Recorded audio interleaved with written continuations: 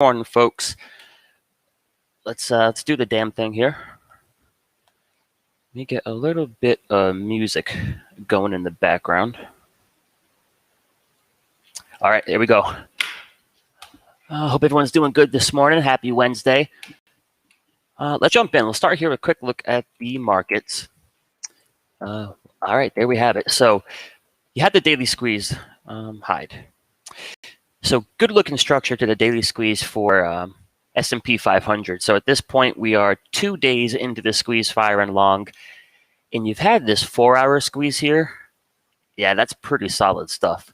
So we've got a good looking daily squeeze. We've just kind of been chopping and chopping back and forth on the 8 here.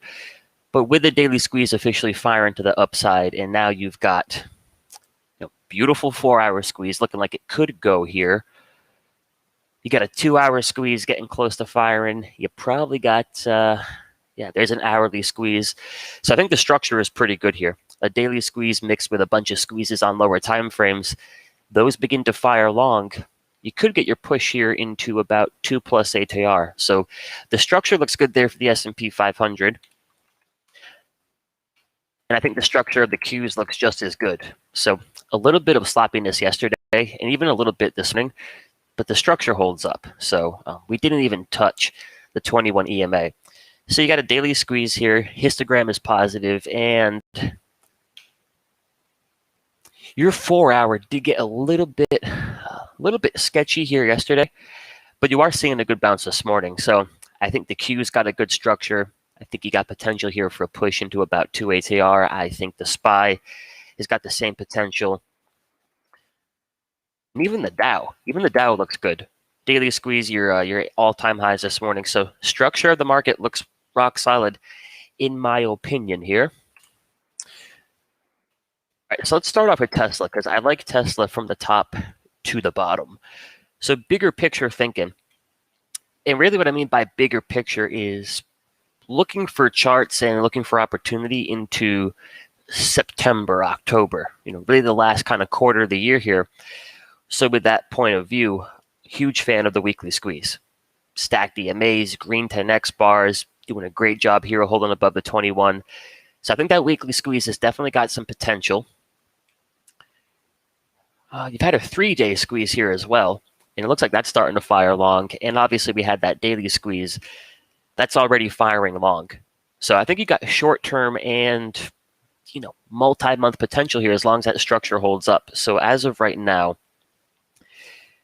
your squeeze builds up energy, starts to release that energy. You come back towards the 8 a little bit. But all we've really done is just chop there at the moving average. And if we start to look for squeezes, nothing on the 4. You got a good-looking 2-hour squeeze here. Nothing on the 1, but I like the structure, so I do got a position here in Tesla. I would add on a dip to the 21. I'm not too sure if we're going to get that or not. The structure looks good here, so I think for the rest of the week, you keep an eye on that 2-hour squeeze and see if that gets you going for the next leg to the upside. But in terms of looking for the beginnings of a potential really solid trend into September, October, November, I think it's a good-looking weekly chart. So definitely looking for a pullback there to add to the position. Not too sure we're going to get the pullback. So I do like Tesla here. Another stock, or not a stock, rather.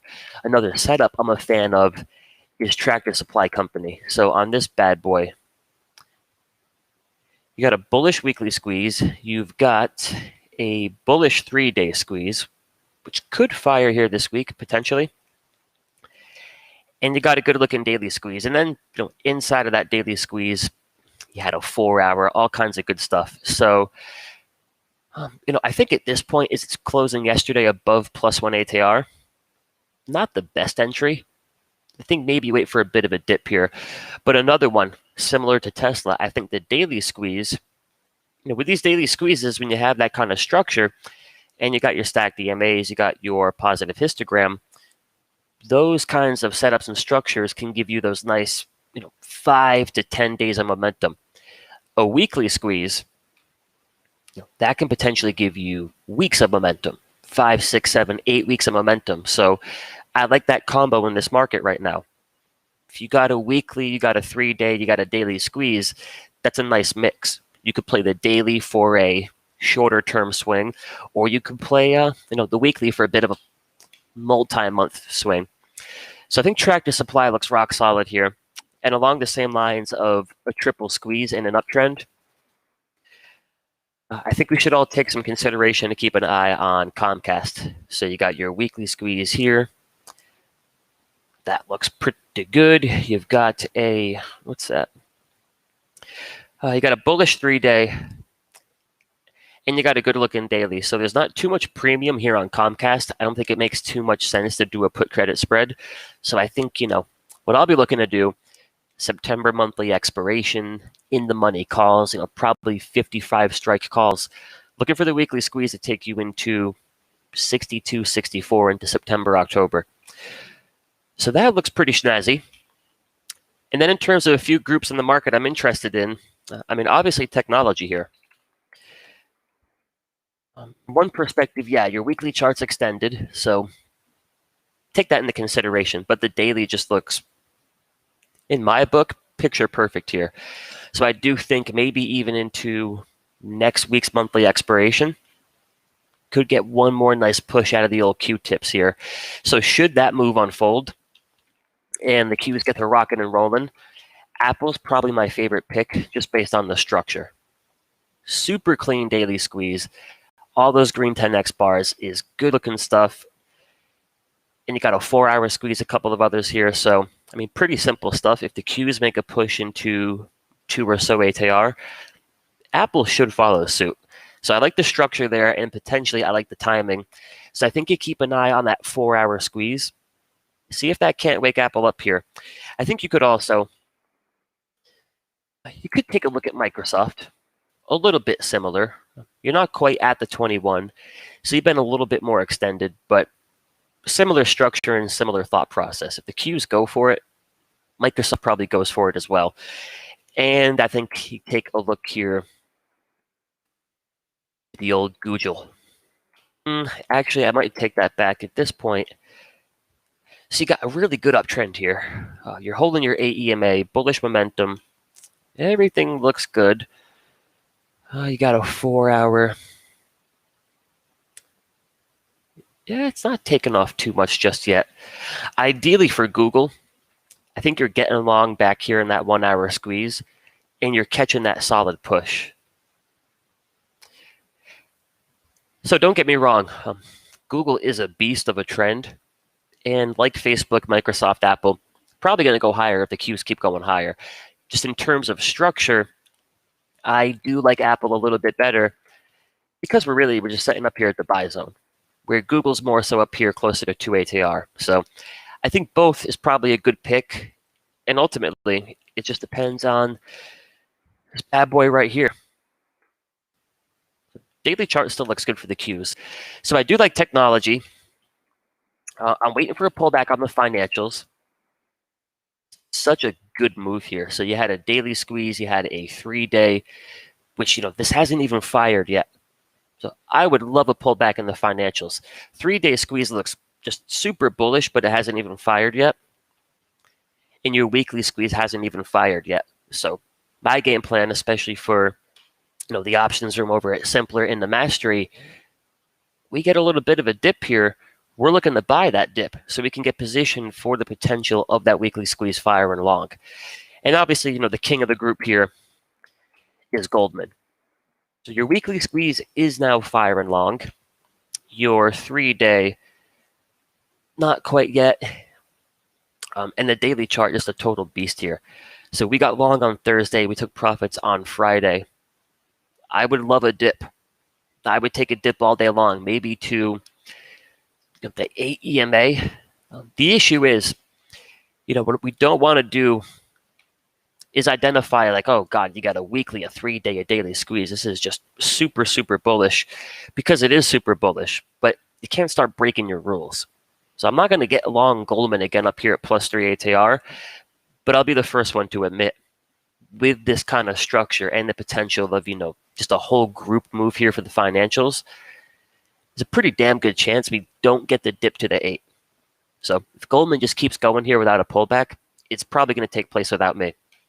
All right, it's definitely going to take place without me. So I think you wait patiently for a pullback here in financials. And I think you kind of got your pullback here for the semiconductors. So you had a daily squeeze that's already fired long, which, that's why we're looking to get long up here. This is the pullback we're waiting for. So your daily structure still looks rock solid. And in terms of squeezage, I think this 3-day squeeze has got some potential, and that hasn't fired long just yet. And look at this butte. Great looking weekly squeeze. So I think you take a look here today, Thursday, Friday, and see if anything in the semiconductors is pulling back towards the buy zone, which is probably the case here as SMH does that. So, Broadcom, I think continues to be just a great looking daily squeeze. NVIDIA, though you're creeping up on earnings here, I want to buy that really bad. Let me see. Earnings is the 18th. That kind of sucks. Earnings is next week. I don't know what I'll do with that yet. But yeah, I mean, what a beautiful daily squeeze. AMD, who's been a beast as of late. I mean, you're still a little bit extended here. So I think you wait for a little bit more downside. But I like the semiconductors, and it's a pretty simple thought process. As long as that weekly squeeze is painting the bullish picture it currently is painting, I think this can take you higher into September, October. So you're getting a bit of a pullback here for the semis. So I think you keep an eye on that. I think you sit on your pause and you wait for a pullback in the financials. And if you're looking to catch the next potential leg higher in tech, then obviously you're not waiting for a pullback here. You got the daily squeeze setting up. Everything's lined up. It's just a matter of whether or not we get that push into 15,400. So you don't got to wait for a dip there. And I don't think you have to wait for a dip on the industrials. This is another setup I'm a fan of. Now, I don't think you come in here and you back yourself into a corner where you need this thing to make some epic move in the next 5 to 10 days. I think what you do, and don't get me wrong, when that happens, like our trade from Goldman, I'm not going to complain. Long on Thursday, you're taking profits on Friday.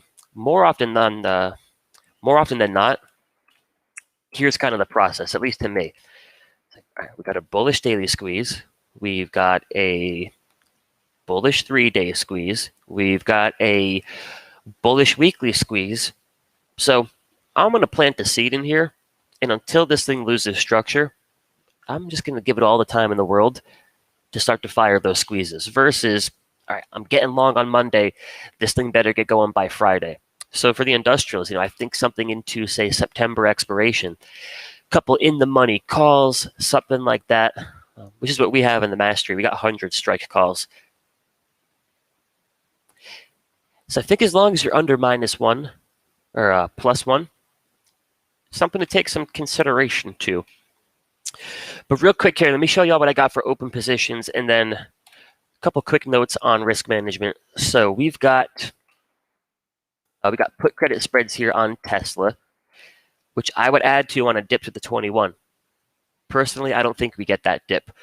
But we got put credit spreads and we got short strikes all the way out here in freaking no man's land. It's 640. So shame on Tesla if Tesla comes back down to 640. So we got a little bit of that. We took a new entry yesterday in Tractor Supply. So we got put credit spreads. We got short strikes at 185.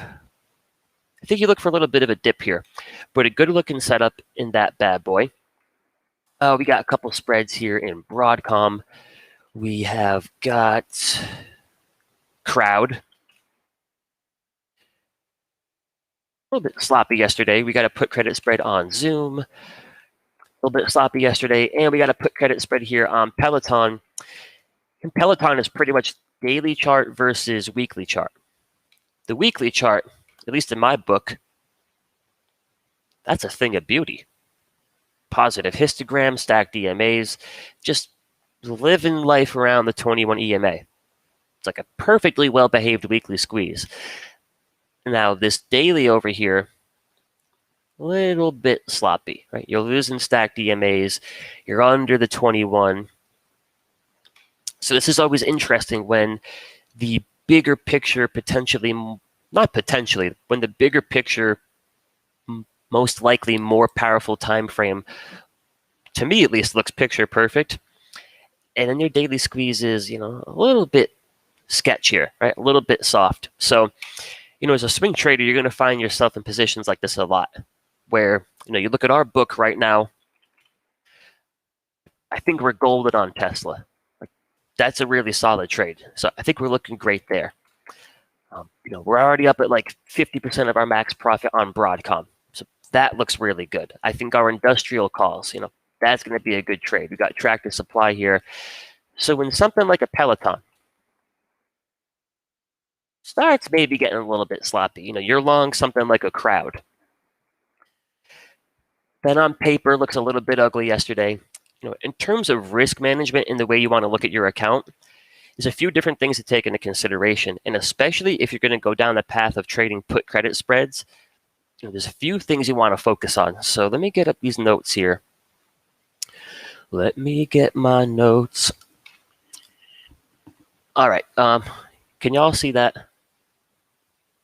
Yeah, I think you should be able to see that. So here's a few of the different positions we have right now. We're missing the industrials, we're missing IWM, we're missing a couple of things. But this is what we got for open positions right now on a one contract basis. Just give me 5 or 10 minutes here. So when it comes to credit spreads, or really any options trade, but let's just focus on credit spreads here. One thing you want to take into consideration in terms of the risk management of that spread, obviously the risk reward of the trade once you take the position, that's important, right? We don't want to enter a spread where we're risking $1,000 to make 100. 10-to-1 risk reward ratio. So at least for me personally, when I do put on those credit spreads, I'm looking for my max loss and my max profit to be about 2-to-1. So I'm looking for just, best case scenario and worst case scenario, I'm risking 2 to make 1. Now, once you get filled on that 2-to-1 risk reward ratio spread, how you manage that position moving forward, that's going to play such a huge role in how well you're able to successfully grow your account trading spreads. So once you get filled, one thing you want to take into consideration is what is your open P&L relative to your max profit. Here's why this is important. So you look at our Peloton trade. This is just, per contract. So if you got 100 contracts, you got 50, it's the same discussion. Max profit on our Peloton spread is $63. Max loss is about 137. So let's just say on paper, there's your 2-to-1 risk reward ratio. Now, if you can manage that Peloton position and you can take that off once it loses structure, or just, whenever you've made the decision that it's time to ditch that thing, imagine you limit that to about a $60 loss. Now you've managed that credit spread in a fashion where it's about a 1-to-1 risk reward ratio. Now, when you enter the trade, you're risking 100 to make 60. So you got to accept if this thing gaps down, you do stand to lose $137. But looking at Peloton right now, we're down about $25. So on a position where we can potentially lose about $137. Where's my notes here? We're down about $25 per contract. So, imagine here Peloton just goes a little bit lower.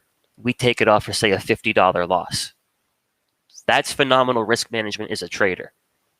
If you can keep your loss on a spread equal to or less than the max potential profit, you're really operating with a great risk reward. So that's one way to look at your open positions. Yeah, Peloton's a little bit sloppy yesterday. This sucker's down 2, 3, 4%. But that's what you want to look at. Is this trade getting ugly? Is this trade getting, past that point where it's no longer manageable? Or are we still in good shape here to keep this at about a 1-to-1 risk reward ratio? Or maybe we cut at this off at a $60 loss and we were looking for a $60 profit. So that's something to take into consideration. Another thing to take into consideration is don't get too wrapped up in that one position. Look at your portfolio as a whole. Look at the relationship between all your different open positions. So, all right, Peloton's a little bit sloppy, and we're down about $25 per contract. Crowd was a little bit sloppy. We're down about 45. Zoom, we're down about 40. Now, Tesla here, who looks rock solid, we got an open P&L of $150 per contract.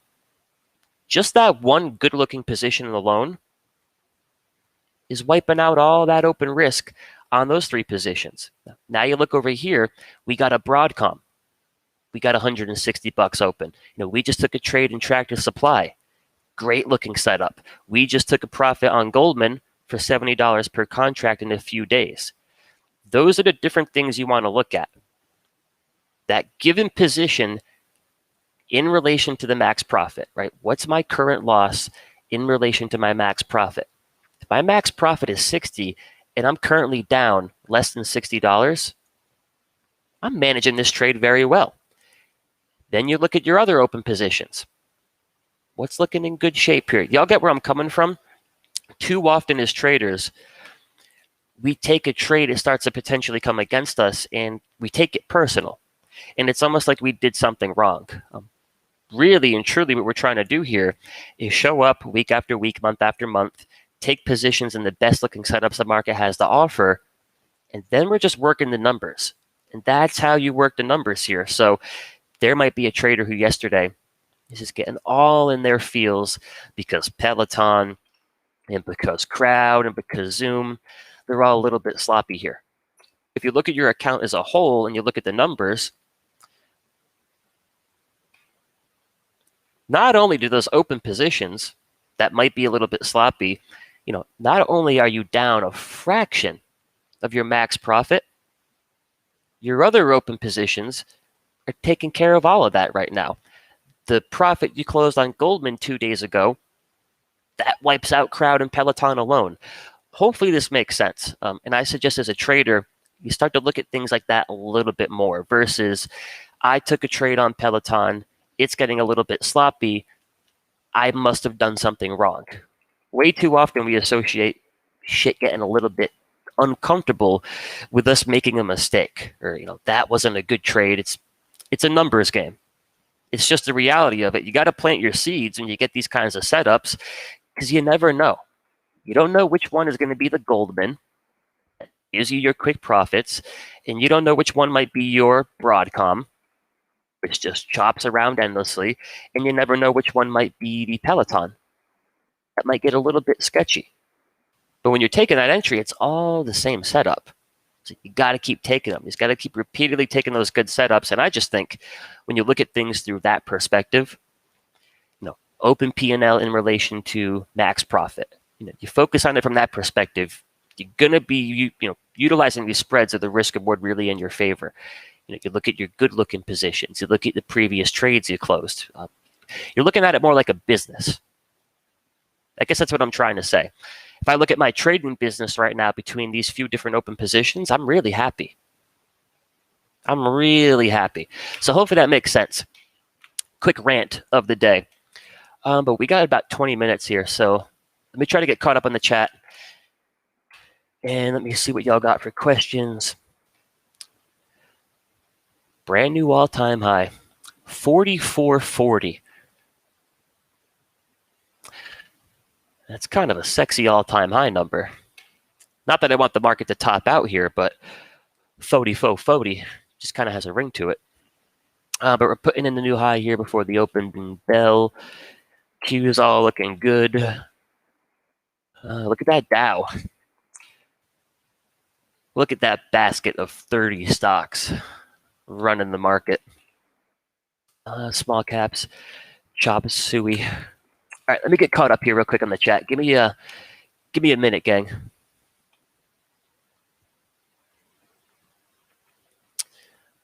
Mark Simmons, a good question. I personally don't take fundamentals into consideration, mainly because my trades are typically 5 to 30 days. Now, where fundamentals I think are really of utmost importance is for those longer term holds. So I think to me it's a difference between investing, so to say, in trading. For me, in trading, because of my time frame, it tends to just be strictly a setup.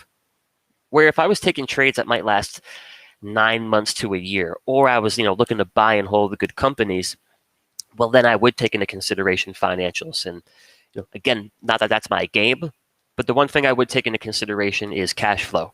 Just, of all the different things I've studied, for a company to continue to grow, to continue to expand, and potentially to ultimately pay you as a shareholder, you want to see a company with some nice free cash flowing on through, amongst a list of other things there. Yo, Kyron Hobbs, what's up, man? Oh my God, what's up, Kyron? How are you?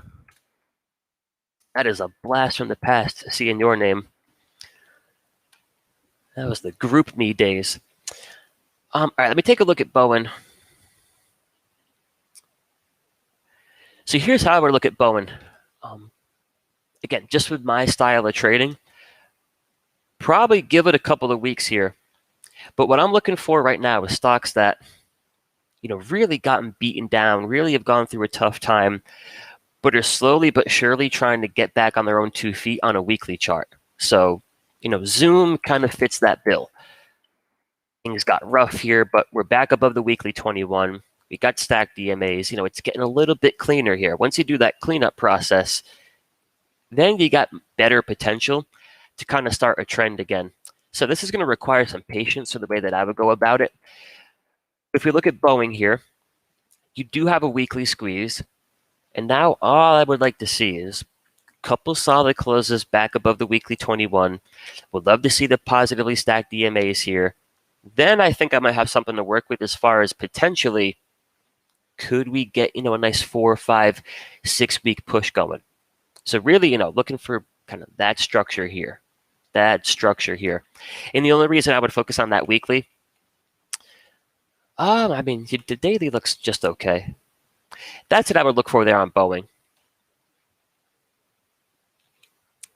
I think once something is kind of lost structure and really lost momentum on a weekly chart, my preference is to be like way more patient about building a position. And once I do take that position, also giving it all the time in the world. Boeing looks pretty good over here. Here we are almost a year later, still trying to get something going again, as opposed to, say, a weekly squeeze in something like an Apple. We're in an uptrend. You're looking for that to unfold a little bit, quicker. Yeah, awesome to hear from you, man. Awesome. Logan T-Doc. So Logan, probably not going to be up my alley. So the daily chart is not my favorite, but a huge component of my strategy is just trading stocks in a weekly uptrend. And for me, I just kind of define a weekly uptrend as we're above the 21 EMA and we have positively stacked EMAs. So that'll have me interested in something like a Teladoc really throughout the course of this entire move here.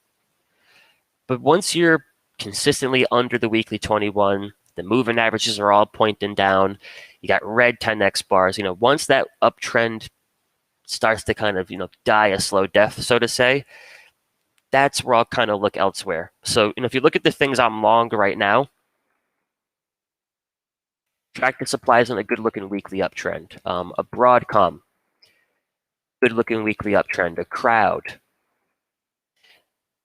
Now, I always like to preface that by saying that does not mean you can't make money on other kinds of setups. So always keep that in mind.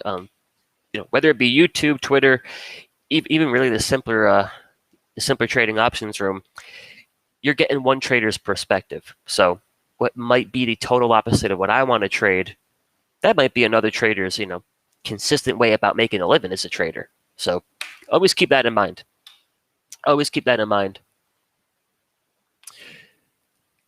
So Mark, in the watch list here, and if y'all are interested in something similar, do a YouTube search for TTM Squeeze watch list. And look for a dude named Riley Coleman's video. I believe is his name. But Mark, the numbers is just, so you got a weekly, you got a daily, you got a 4-hour, a 2-hour column. The numbers just tells you how many bars the squeeze has been taking place for. So if you look in the daily column for Apple, you got a 9. We've been squeezing on the daily chart for 9 days.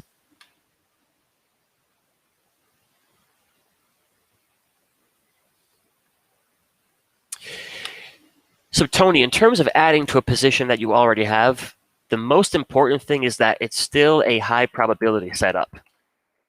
Meaning I could completely justify adding to Broadcom right now if I wanted to, because it's the same bullish daily squeeze, setting up at the 21 with stacked DMAs, a positive histogram. It's the same structure it was when I took my first position back here, or wherever that might have been. So it still has to be the same good, clean setup. If Broadcom is down here at 440, I'm not going to add to my position. It's something has changed at that point. So I think, that's just the most important thing. Is it the same structure? And then in terms of position size, you start adding to something, you want to have a healthy balance. You add too much to it, well, if it works, you feel good. And if the setup falls against you, it can get a little bit ugly. So keep it within your risk management parameters, but that's the most important thing. It has to be the same good quality setup. And then really in terms of expiration, I'm just a bigger fan of giving the trades time. Just give the trades time, because here's the thing, right? With Goldman Sachs, especially with credit spreads, traders are often fearful, so to say, that if I sell the credit spread that expires in 30, 40 days, I'm not getting any premium. That's the assumption. I got to hold on to this thing for 30 to 40 days to get a decent paycheck here. It's just not the case. So we sold the credit spread on Goldman with September monthly expiration. That's 30, 40 days. We got in Thursday. We got out Friday, just about 50% of max profit. So that kind of goes to show you can give yourself 30, 40 days on a spread. Time is your friend if it continues to chop. But if you get the good move into 2 to 3, you're getting your money's worth.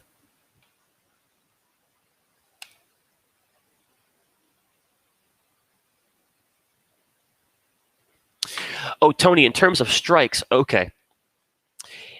So if it's the same expiration, Tony, I would say you can add to the same strikes if you're going to get a similar credit. So conversation's sake, you allocate $2,000 of risk to a 470 strike put credit spread, and you got a 2-to-1 risk reward ratio.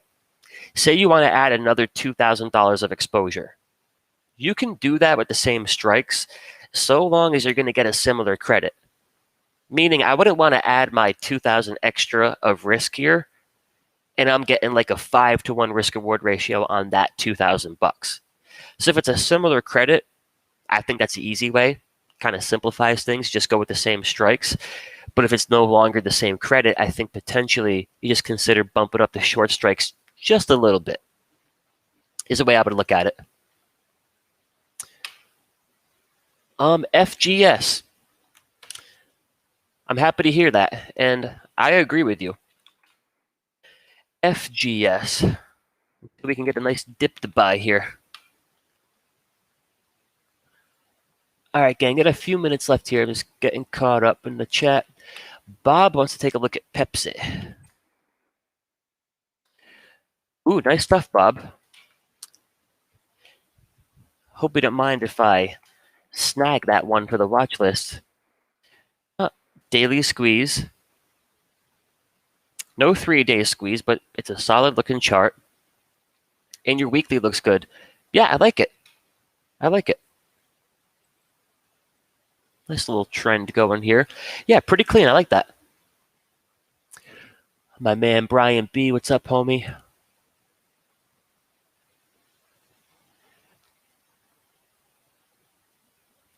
Da-da-da.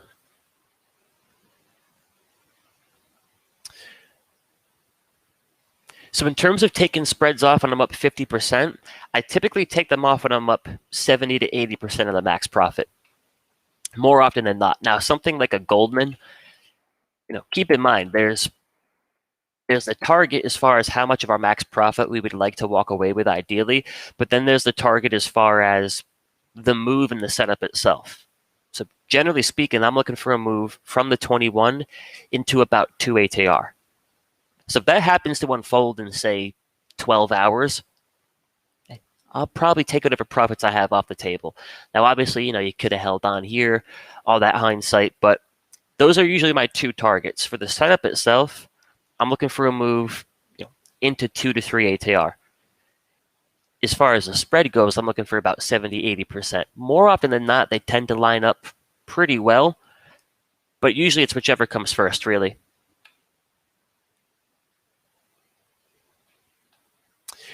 All right, Simon, if you want to take a look at TXN. Adam, I'm a big fan. I mean, really, I'm a fan of anything in the semis. Again, I just suggest give it time. Because you get such a good-looking weekly chart here, not just in TXN, but in TSM. Not just there, but in LRCX, in Broadcom, and obviously just SMH itself. So I think you got a great structure. You got everything lined up here. My only suggestion would be, if the rest of August is a little bit choppy, a little bit slow, you're going to benefit from giving your trades time. Again, using that Goldman trade as an example, I think in this market, give things 30, 40 days, just in case the market goes sideways for a bit. Good news is, if the market makes the move you're looking for in day one, you're still making some solid money. If the market chops itself silly here for the next 2 weeks, time can really be your friend.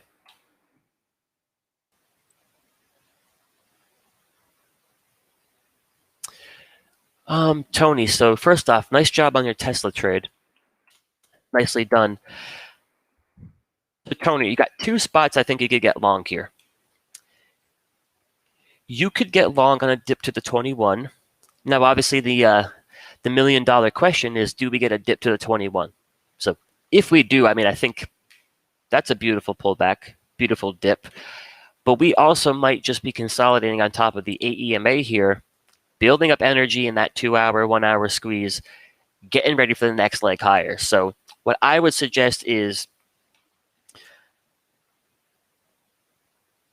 if you wait for the dip to the 21, you could miss the entire move, right? Say into 750. If you get long at the 8, you might have to sit through a dip to the 21. So it's one of those things where you got to pick your poison. Would you rather wait for the dip to the 21 and see Tesla just take off without you? Or would you rather get long here and then sit through a potential dip to the mean?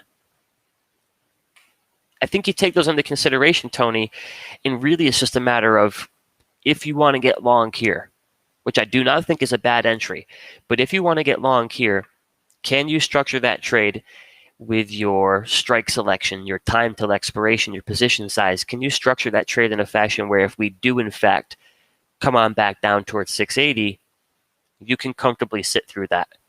Because what I would hate to see is for anyone to get long Tesla here and get shaken out on that dip.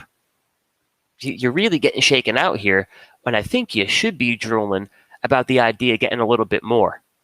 So I think that's how you look at that one. If you want to get long here, which I don't think is a bad idea at all, you just structure a trade in a fashion where, if you got to sit through a little bit of a drop to the mean, it's not going to be the end of the world. And you can do that with time till expiration. You can do that with position sizing, first and foremost.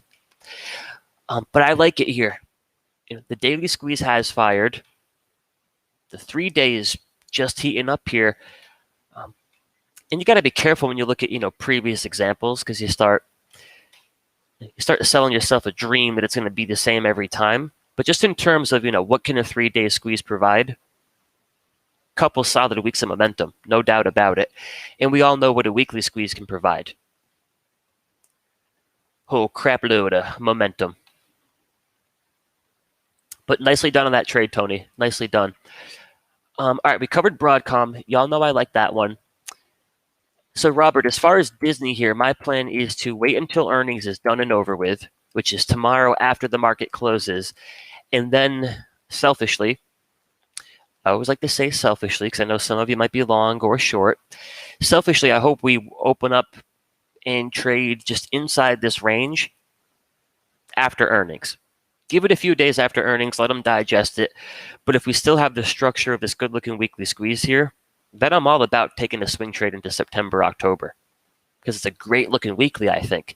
It's just a matter of, does earnings kind of spoil that weekly goodness or not?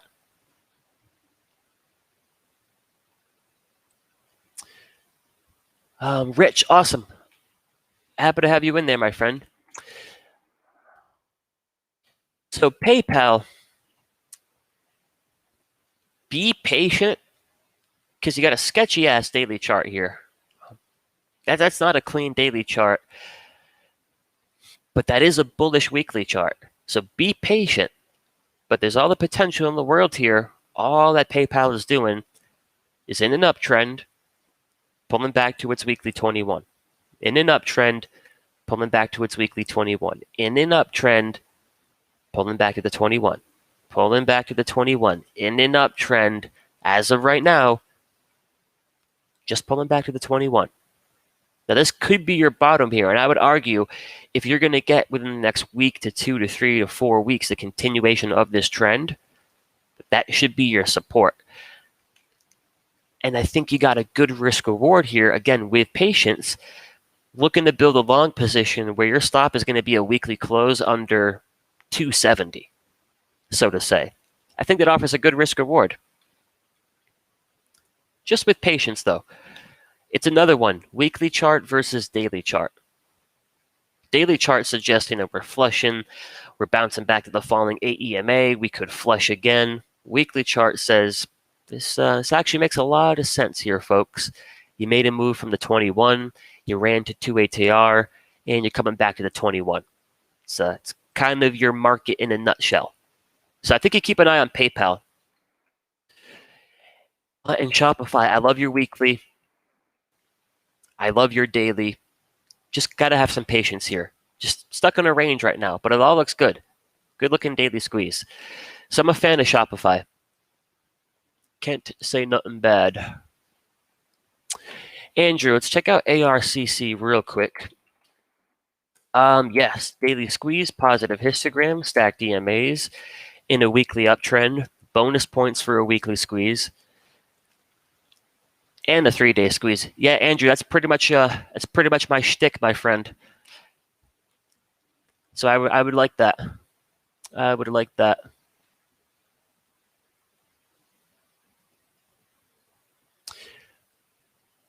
All right, so let me answer this one last question.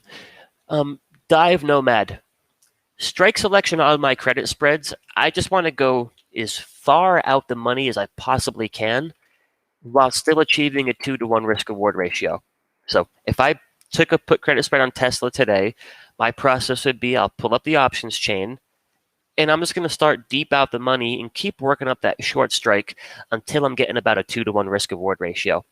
So that's what I'm looking for in terms of strike selection. And in terms of time till expiration, if it's a daily squeeze, I like to give it anywhere from 15 to 30 days. If it's a weekly squeeze, anywhere from 30 to 60 to maybe even 90 days. So big range there for the weekly, but daily for me, those have the opportunity for 2 to 4 week moves. A weekly's got the opportunity for a little bit more. All right, before I cut y'all loose here, let's just take a quick look at the open. Good open here for the ticks this morning. So your S&P 500 looks good. Does this monster of a 4-hour squeeze get to firing long? That's the question. That's the big question for hump day. Qs are just chopping about. Your Dow looks good. Small caps are choppy. So there's your Tesla. There's your Broadcom. Zoom flat here today. Crowd flat here today. Piton, a whole bunch of flatness. Tractor Supply, flat. All right, gang. Good session this morning. My apologies, I couldn't get to everyone's questions, but I will be live again with you all Friday morning. Chandler is going to be coming home back to Massachusetts tomorrow afternoon, and he's taking the week off. So I'll be filling in Friday morning. And with that being said, I look forward to seeing you all again. Same time, same channel. And for today's session, there you go. 4-hour squeeze S&P 500 futures. Does this get to firing long and keeping the party going? So I hope you all have a good day. I appreciate your time as always, and I'll see you Friday morning. Talk to y'all then.